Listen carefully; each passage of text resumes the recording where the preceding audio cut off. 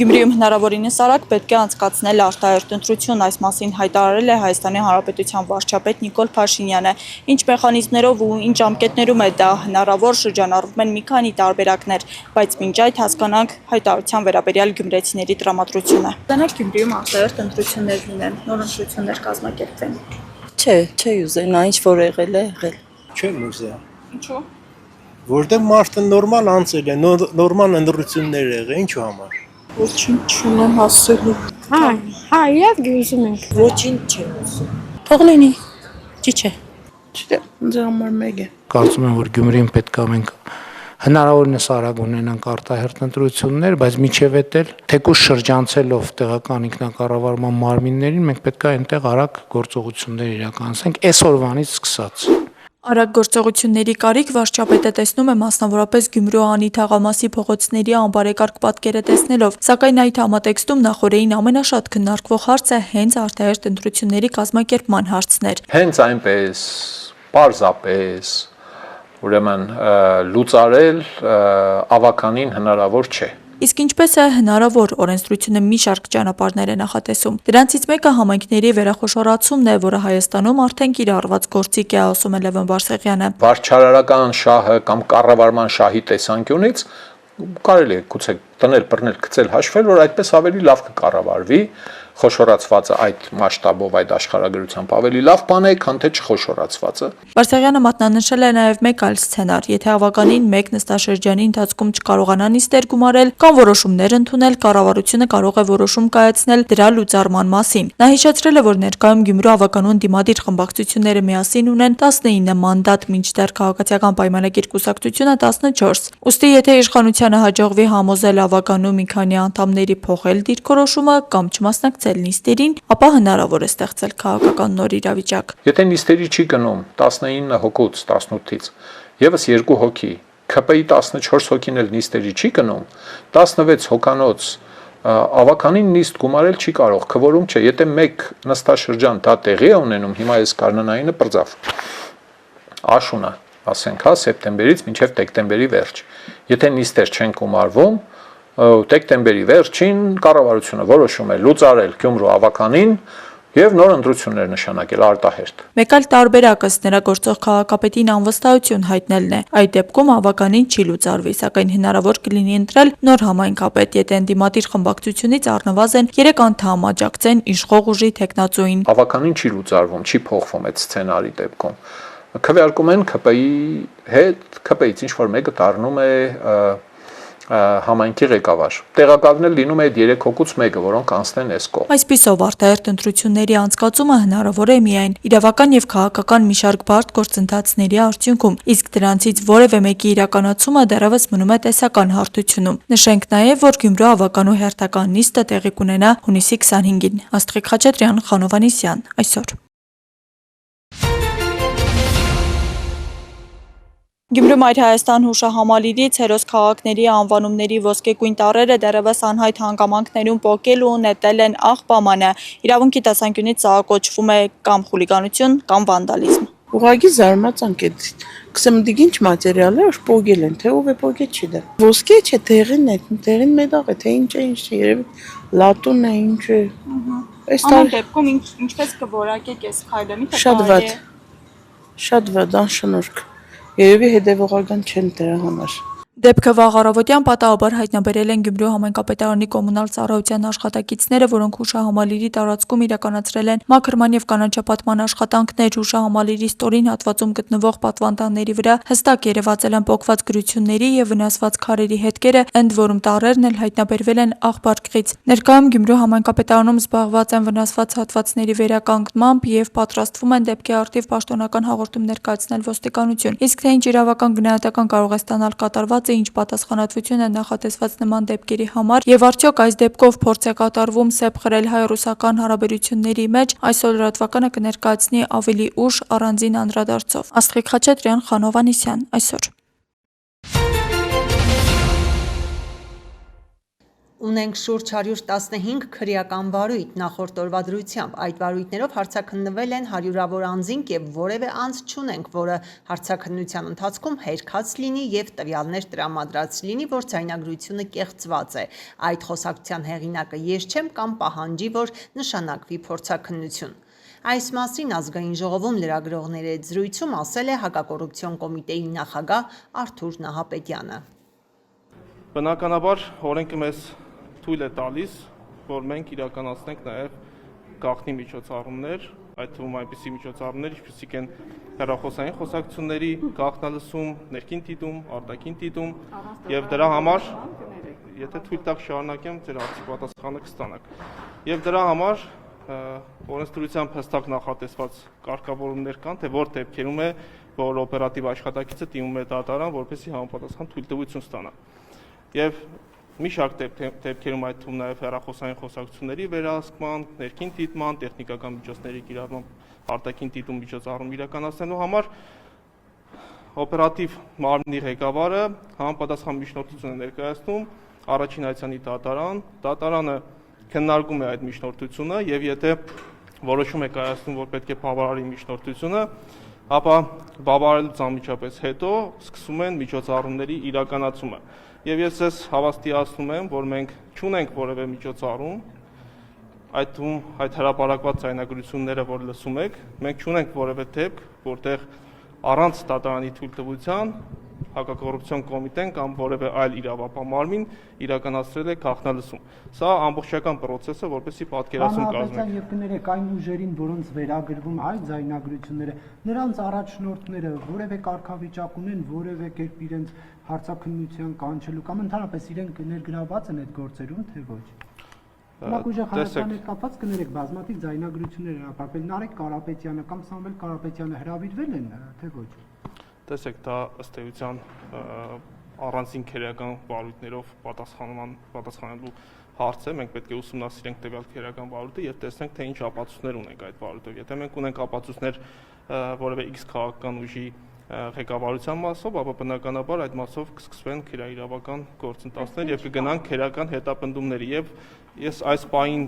չեմ կարող ձեր հարցադրմանը պատասխանել, քանի որ քերական վարույթների մեծ մասը գտնվում է նախաքննության փուլում եւ մենք գործ ունենք նախնական քննության գաղտնիության հրապարակման հետ եւ հետեւաբար եթե առաջիկայում process-ներ սկսեն, բնականաբար մինչ այս պահը մենք աշխատել ենք թափանցիկ, բարբերաբար մամլո հաղորդակցությունների հաշվետվություն ենք ներկայացրել հանրությանը մեր Facebook-յան կայքի միջոցով եւ առաջիկայում եւս եթե ունենանք նոր զարգացումներ, հանրությունը բարբերաբար դրա մասին կիրազեկվի։ Պարոն Նահապետյան, բայց Հակակոռուպցիոն կոմիտեի մոտ հարց չի առաջանում երբեմն նաեւ Հայաստանի քաղաքացիներին հայհոյանքներով ուղեկցվող խոսացողները ում փողերն են բաժանում, դրա հետքերով գնում եք, թե ոչ։ Բնականաբար ցանկացած քերական վարույթով քննության առարկա է դառնալու նաեւ այն հարցը, թե այդ ֆինանսավորումը որտեղից է ստացվել եւ այդ ուղղությամբ մենք ունենք մի շարք գործողություններ, որոնք կատարել ենք եւ շարունակում ենք կատարել եւ հուսամ մենք այս մասով եւս կունենանք նոր բացահայտումներ եւ նոր տվյալներ, որոնք կհանրայնացվեն։ Թեև կլինեմ այլ ոլորտում, դա երբեք չեմ պատկերացրել ու նույնիսկ ուսանողական տարիներից պատկերացրա եղել ասենց ինչ որ բարձունք իմ համար, որ ես ավարտեմ, պետք է ում պայման դիմեմ, եթե բախտ վիճակվի, ես կարողանամ այստեղ աշխատել։ Մարգարիտա Խաչատրյանն արդեն 20 տարի է աշխատում է Հայաստանի ազգային պատկերասրահում, նախ էքսկուրսավար, հետո արդեն տեղափոխվել է հայկական գեղանկարչության բաժին։ Երիտասարդ գիտաշխատողը հիմա հաստատ գիտի, թանգարանի աշխատանքը անմենացորդ նվիրում է պահանջում։ Հսկիչից մինչև գիտաշխատող իսկական նվիրյալների մի մեծ բանակ է։ Մշակութային գանձերանի պահպանումն ու հանրահռչակումը հենց նրանց է վստահված։ Մինչդեռ թանգարանային ոլորտի աշխատակիցների վարձատրությունը շարունակում է մնալ մեղմ ասած ոչ մրցունակ։ Հենց դա էր պատճառը, որ կառավարության որոշմամբ սահմանվեց ներդնել մի համակարգ, ինչը հնարավորություն կտա բարձրացնել աշխատավարձը։ Այս պահին ունենալու ենք միջինում 57% աճ վարձատրության ատեստավորման արդյունքում, ընդ որում փորձել ենք այնպես անել, որ մեր թանգարանային աշխատողների մեծ մասը ատեստավորման արդյունքում ունենա առնվազն 200,000 դրամ եւ ավել վարձատրություն եւ այսպիսով կարողանա նաեւ օգտվել առողջապահության ապահովագրության համակարգից։ Ըստ նախարարի խոսքը վարձատրության մեխանիկական բարձրացման մասին չէ, նախատեսում են իրականացնել պետական թանգարանային աշխատողների կամավոր ատեստավորում։ Նրանց եկամտի ավելացման նպատակով կառավարությունն այս տարվա համար 151.8 միլիոն դրամ է հատկացրել։ Թանգարանային ոլորտի ատեստավորումը դառնում է մի մեխանիզմ, որով շարունակական մասնագիտական զարգացումը փոխկապակցվում է վարձատրության բարձրացմանը։ Բացարձական հանգստանալու ոչինչ չկա, բավական պարզ է ընդհանուր համակարգը, հիմնականում այն իրավական ակտերն են, որոնք աշխատակիցները ըստ իրենց պատասխանատվության աստիճանի պարտավոր են իմանալ։ Ոչ խորքային, ոչ անգիր, բայց ընդհանուր առմամբ իրավական ակտը պարտավոր են իմանալ։ Ատեստավորումը կամավոր է, իրականացվում է տարին մեկ անգամ 2 փուլով՝ գրավոր եւ բանավոր։ Թեստավորման փուլը հաղթահարած կհամարեն 80% եւ ավելի արդյունք գրանցելու դեպքում, 2 փուլերն էլ հաջողությամբ հաղթահարած աշխատակիցներն արդեն հուլիսից կստանան համապատասխան հավելավճարները։ Մենք առանձնացրել ենք 8 տարբեր պաշտոնների խմբեր, դրանք մասնագիտական աշխատակազմի տարբեր խմբերին են վերաբերում եւ բնականաբար յուրաքանչյուր խմբի համար կլինի առանձնացված հարցաշար, համապատասխանեցված իրենց աշխատանքի առանձնահատկություններին եւ բնույթին։ Բոլորը անխտիր ICOM-ի վարքագծի կանոններն են հանձնում, որը շատ կարևոր է, կարծում եմ բոլոր թանգարանցիները անխտիր դա պետք է իմանան, բոլորն էլ պետք է տիրապետեն, որովհետեւ դա ընդհանուր կարգ է բոլոր թանգարանի աշխատողների համար, եւ այդպես բարդից դեպի պարզն է գնում։ Խորհուրդ կտամ իհարկե միանշանակ։ Գայանե Այվազյանն աշխատանքային 50 տարվա փորձ ունի։ Երկար տարիներ աշխատել է մշակույթի նախարարությունում որպես քաղծառայող, ատեստավորման բազմաթիվ փուլեր է հաղթահարել։ Արդեն 4 տարի է Շարամբյանի անվան ժողովրդական արվեստների թանգարանում է աշխատում։ 73-ամյա հսկիչը հիմա էլ պատրաստ է գնալ կամավոր ատեստավորման։ Եթե պիտի վարձատրությունը փոխվի, իսկ ինչու՞ չէ։ Նստեմ պարապեմ, գիտելիքս կավելանա 1, երկրորդը կվարձատրվեմ 2, որը կարևորներից մեկն է։ Նախատեսվում է, որ ատեստավորման արդյունքում 580-ից ավելի թանգարանային աշխատողի ամսական եկամուտը միջինում կավելանա 68,000 դրամով։ Արդյունքում միջին ամսական աշխատավարձը 129,500-ից կհասնի 198,200 դրամի։ Շատ դրական եմ վերաբերվում ատեստավորման գաղափարին առհասարակ, որովհետև այն հնարավորություն է տալիս գնահատելու մասնագիտական պատրաստվածությունը, եթե այսպես ասեմ, միգուցե տոնուսի մեջ է պահում աշխատակցին։ Իհարկե շատ կարևոր է հենց սոցիալական կողմը ատեստավորման եւ բնականաբար աշխատակիցների համար դա կլինի նոր մոտիվացիա։ Մենք չենք կարծում, որ սա վարձատրության առավելագույն շեմն է, ամենևին էլ ոչ։ Նախ պետք է հասկանանք, որ իրականում թանգարանային ոլորտում վարձատրությունը ամենևին մրցունակ չի եւ մենք սկսում ենք շատ ցածր շեմից, հետեւաբար շարունակական բարձրացման մասին պիտի խոսենք եւ ատեստավորման համակարգը դրա բոլոր հնարավորությունները տալիս է։ Վարձատրության բարձրացման համար հաշվարկվել է տարեկան 507.2 միլիոն դրամ հատկացնել։ Սա ներառված է 2027-ից 29 թվականների միջնաժամկետ ծախսային ծրագրում։ Շուտով վարձատրության բարձրացման հնարավորություն կունենան նաև գրադարանների աշխատակիցները։ Ամերիկյան եւ իրանական ուժերը փոխադարձ հարվածներ են հասցրել։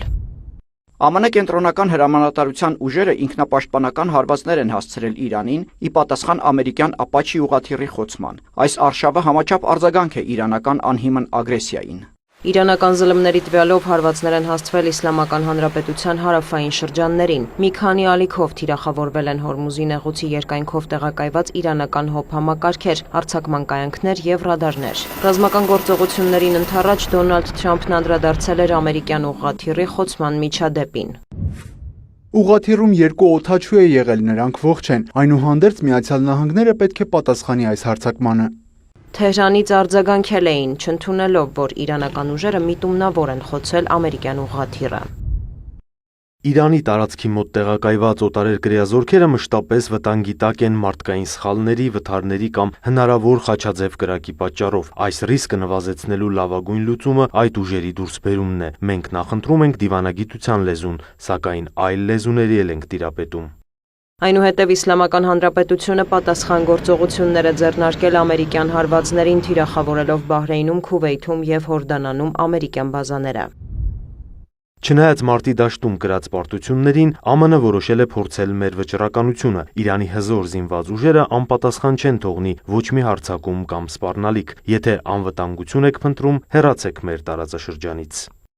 Իրանի ԱԳՆ-ից հավելել են Պարսից ծոցի երկրները ևս իրավական եւ բարոյական պատասխանատվություն են կրում այն բանի համար, որ իրենց տարածքներն օգտագործվում են Իսլամական Հանրապետությանը հարվածելու նպատակով։ Գերատեսչությունից նախազգուշացրել են անհրաժեշտության դեպքում չեն վարանի եւ համարժեք արձագանք կտան։ Այս պահին ռազմական գործողությունները դադարեցված են, լայնամասշտաբ ավերածությունների եւ տուժածների մասին տեղեկություններ չկան։ Իրանական եւ ամերիկյան ԶԼՄ-ները վկայակոչելով իրենց աղբյուրները գրում են, որ Վաշինգտոնն ու Թեհրանը չեն ցանկանում նոր հարվածներ հասցնել եւ հուսով են շարունակել բանակցությունները։ ԱՄՆ փոխնախագահ J.D. Vance-ը չի բացառել, որ Իրանի հետ գործարքը կարող է կնքվել շատ մոտ ապագայում։ Միևնույն ժամանակ Սպիտակ տունը նախազգուշացնում է, եթե Թեհրանը ողջախոհություն չցուցաբերի, Միացյալ Նահանգները ստիպված կլինի ավելի կոշտ գործողությունների անցնել։ Լարված է իրավիճակը նաև Լիբանանում, չնայած Թեհրանի նախազգուշացումներին եւ Իսրայելին իրանական վերջին հարվածներին, ՑԱՀԼ-ը կրկին թիրախավորել է Լիբանանի հարավը, կոչ անելով մի շարք քաղաքների եւ գյուղերի բնակիչների տարհանվել։ Կան զոհեր եւ վիրավորներ։ Հզբոլլահն էլ հարվածել է իսրայելական օբյեկտների։ Ավելի վաղ Իրանը հայտարարել էր, որ չի գնա Վաշինգտոնի հետ գործարքի, եթե Իսրայելը չդադարեցնի Լիբանանի դեմ ռազմական գործողությունները։ Դիանա Գասպարյան։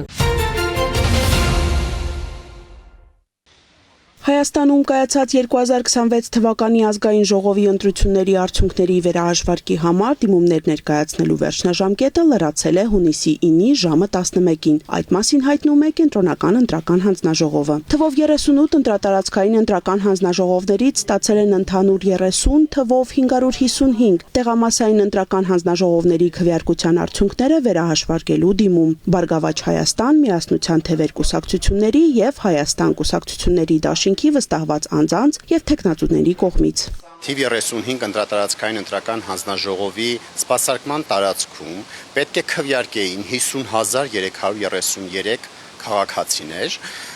սակայն մասնակցել են 34,793 քաղաքացի կամ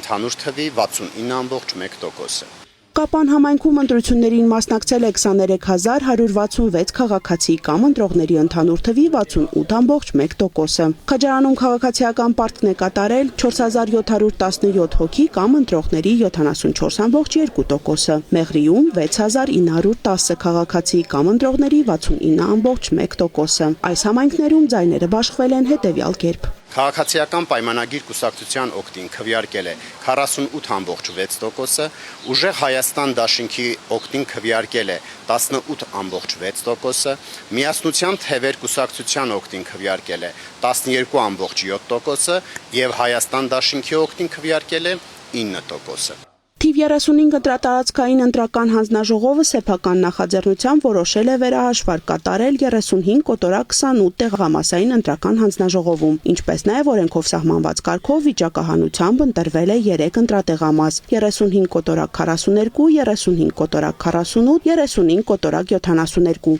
որոնց արդյունքները նույնպես վերահաշվարկվել են։ Վերահաշվարկների արդյունքում պարզվել է, որ 35-28 տեղամասային ընտրական հանձնաժողովը ուրեմն արձանագրվել է հանձնաժողովի կողմից, որ անվավեր քվեարթերթիկների թիվը մեկով ավելացել է, ինչն էր պատճառը, դա թիվ 2 քվեարթերթիկի ներքևի հատվածը կտրված էր, այսինքն քվեարթերթիկը սահմանված նմուշի չէր։ Մնացած բոլոր տեղամասերը համապատասխանում էր տեղամասային ընտրական հանձնաժողովի կողմից կազմված արձանագրությանը։ Կայացած ընտրությունների համար ձևավորված 38 ընտրատարածքային ընտրական հանձնաժողովներից 2-ը Սյունիքի մարզում էր, մեկը Վայոց ձորում։ Թեև քվեարկությունն ավարտվել է, բայց հանձնաժողովները դեռ շարունակում են աշխատանքը։ Թիվ 36 ընտրատարածքային ընտրական հանձնաժողովի սպասարկման տարածքում ձևավորված թվով 53 տեղամասային հանձնաժողովի արդյունքային ցուցանիշների հանրագումարում մեր մոտ ընդհանուր 53 տեղամասերում մեր ընտրողների թիվը 44653 է։ Ուրեմն 44653-ից մասնակցել է 29291 ընտրող։ 17248 քվե ուրեմն տրվել է քաղաքացիական պայմանագիր կուսակցությանը, ուժեղ Հայաստան ուրեմն 5631 քվ, 2193 Հայաստան դաշինք եւ 1269 Բարգավաճ Հայաստան կուսակցություն։ Քվեարկության օրը թիվ 36 ընտրատարածքում որևէ լուրջ միջադեպ չի արձանագրվել։ Ընտրատեղամասերից 11-ի գրանցամատյաններում կազմված թվով 17 արձանագրությունները նախնական գնահատմամբ էական ազդեցություն չեն թողնում արդյունքների վրա։ Իմ բողոքներ չունը, օրենքով սահմանված կարգով մենք ժամը 14:00-ի համար, որ վերահաշվարկ պետք է կատարենք, մենք ընտրել ենք վիճակական հանրությամբ տեղամասերը, ոնց կարգը սահմանում է, թվով 3 ընտրատեղամաս ենք մենք ընտրել։ Վայոց ձորի թիվ 36 ընտրատարածքում նույնպես վիճակահանության սկզբունքով կատարվել է 3 ընտրատեղամասերի քվեաթերթիկների վերահաշվարկ, որի արդյունքում էական խնդիրներ չեն հայտնաբերվել։ Սյունիքի մարզի թիվ 34 ընտրատարածքում դիմումների համաձայն վերահաշվարկվել են 34 կոտորակ 1, 34 կոտորակ 19, 34 կոտորակ 22, 34 կոտորակ 41, 34 կոտորակ 55 եւ 34 կոտորակ 63 ընտրատեղամասերի արդյունքները։ Անի Գրիգորյան, Ռոբերտո Հանջանյան։ Գավառի բժշկական կենտրոնում հերթական բաց դռների օրը գինեկոլոգիական պրոֆիլին է ուղղված, հետազոտություններ եւ խորհրդատվություն է իրականացնում հայ-ամերիկյան առողջության կենտրոնի վիրաբուժական գինեկոլոգիայի բաժանմունքի ղեկավար, առողջապահության ազգային ինստիտուտի մանկաբարձության եւ գինեկոլոգիայի ամբիոնի վարիչ, գինեկոլոգ Վահե Տեր-Մինասյանը։ Հիմնական շեշտը դրվում է գինեկոլոգիական խնդիրների վաղ հայտնաբերման եւ կանխարգելման վրա, տեղում ապահովելով բուժ սպասարկումը։ Ես չեմ ուզում, որ պացիենտները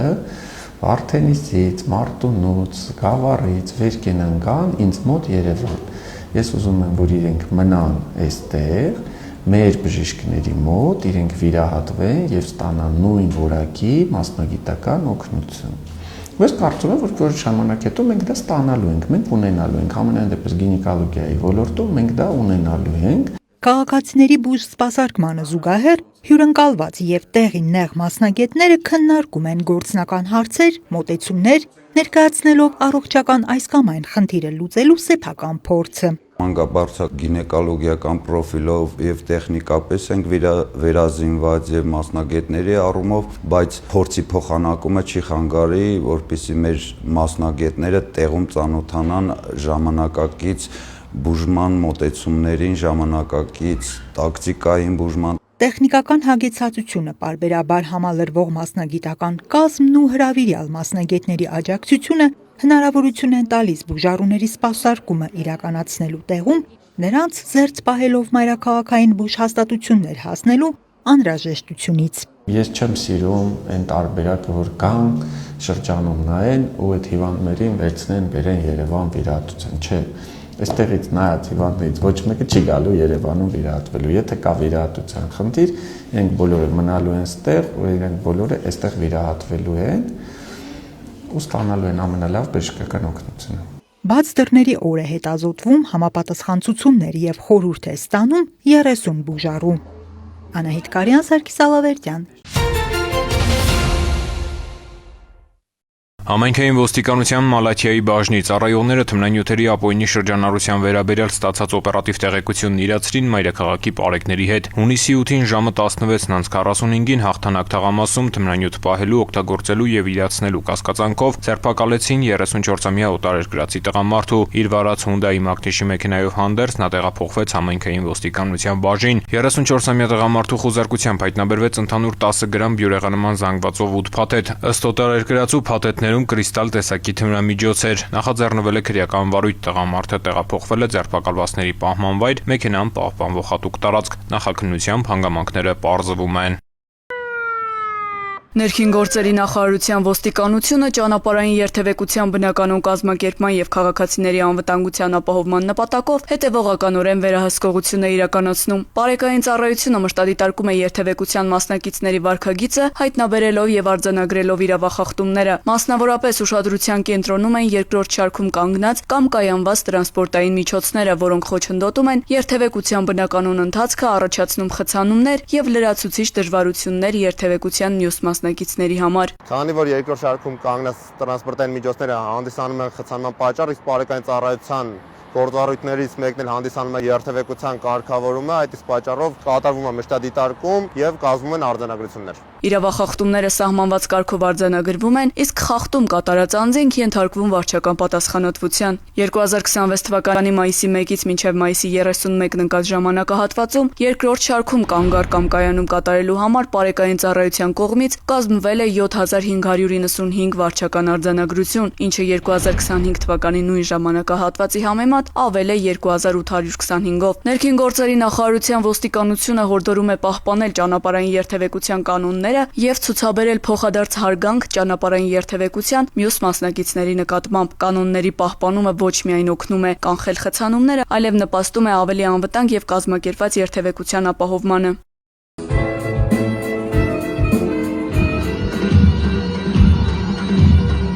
Արդեն ավանդույթ դարձած Երևանի գինու օրեր ամենամյա փառատոնը հունիսի 5-ից 7 հոբելյանական 10-րդ անգամ իր շուրջն էր համախմբել աննախադեպ թվով այցելուների ինչպես Հայաստանից, այնպես էլ աշխարհի տարբեր երկրներից։ Հասարակական կարգի պահպանման եւ միջոցառման ավելի քան 180,000 մասնակիցների անվտանգության ապահովման նպատակով ներքին գործերի նախարարության ոստիկանության բոլոր հենասյունային ուղղությունների ծառայողների ուժեղացված հսկողության շնորհիվ որևէ լուրջ միջադեպ կամ ծանր հետևանքներով պատահար չի արձանագրվել։ Ոստիկանության համակարգված եւ պրոֆեսիոնալ աշխատանքի շնորհիվ, չնայած մարդկանց աննախադեպ հոսքին եւ տոնական ակտիվ մթնոլորտին, փառատոնն անցել է խաղաղ, անվտանգ եւ առանց լուրջ միջադեպերի։ Երրորդյա միջոցառման ընթացքում արձանագրվել է առերևույթ ֆիզիկական ներգործության եւ խուլիգանության ընդամենը 7 դեպք, արդեն կան բացահայտումներ։ Պատահական չէ, որ Հայաստանը միջազգային հեղինակավոր կազմակերպությունների գնահատականներով աշխարհի ամենաապահով երկրների շարքում է, ինչը պայմանավորված է նաեւ բազմամարդ միջոցառումների անվտանգ եւ անխոչնդոտ անցկացմամբ։